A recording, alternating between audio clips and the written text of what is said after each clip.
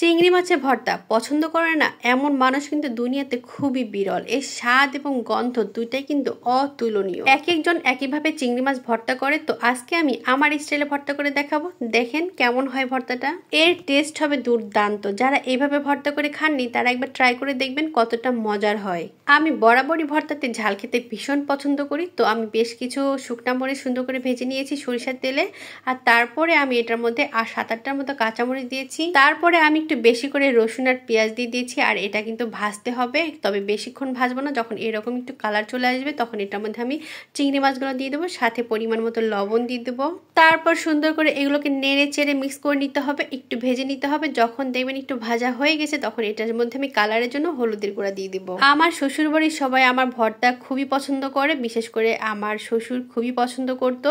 আর এই হলুদের গুঁড়া দেওয়ার জন্য কিন্তু টেস্টের কোনো হেরফের হবে না, শুধুমাত্র কালার সুন্দর হওয়ার জন্য আমি হলুদের গুঁড়াটা দিয়ে দিয়েছি। তারপরে সুন্দর করে ভেজে নিতে হবে। ভাজতে ভাজতে যখন একটু ভাজা ভাজা হয়ে যাবে, যখন দেখবেন যে পানি আর নাই, সুন্দর করে এটাকে নামিয়ে ফেলবেন। আমার ভাজা হয়ে গেছে, আমি সুন্দর করে একটা প্লেটে এগুলোকে নামিয়ে ফেলছি। আর এখন আমি সুন্দর করে এগুলোকে ঠান্ডা করতে দেব।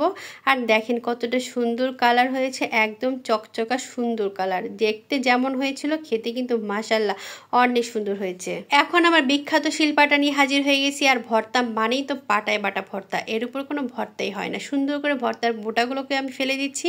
আর এখন আগে সুন্দর করে শুকনা মরিচগুলোকে বেটে নিতে হবে।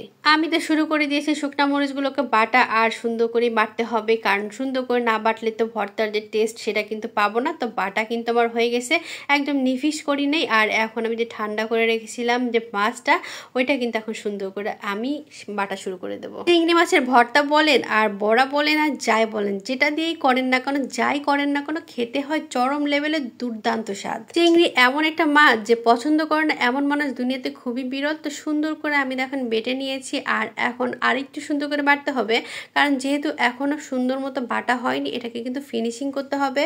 আমি এখন মরিচ আর মাছ দুইটা সুন্দর করে মিক্স করে নিচ্ছি, সুন্দর করে আরেকবার বাটার জন্য। কারণ লাস্টে আমি একটা জিনিস মিক্স করব, আর এর জন্য এর ভর্তার স্বাদ এবং গন্ধ দুটাই চেঞ্জ হয়ে যাবে, আর দুর্দান্ত স্বাদ হবে। এটা কিন্তু স্কিপ করা যাবে না, এটা কিন্তু অবশ্যই দিতে হবে। এটার জন্যই কিন্তু টেস্টটা কিন্তু অন্যরকম হয়ে যায়, অন্যরকম অন্য লেভেলের একটা টেস্ট চলে আসে। বরাবরই কিন্তু আমি বাটাবাটি করতে খুব বেশি পছন্দ করি, কারণ বাটতে আমার খুব ভালো লাগে। কারণ আমি আর যাই হোক ভর্তা খেতে কিন্তু ভীষণ পছন্দ করি।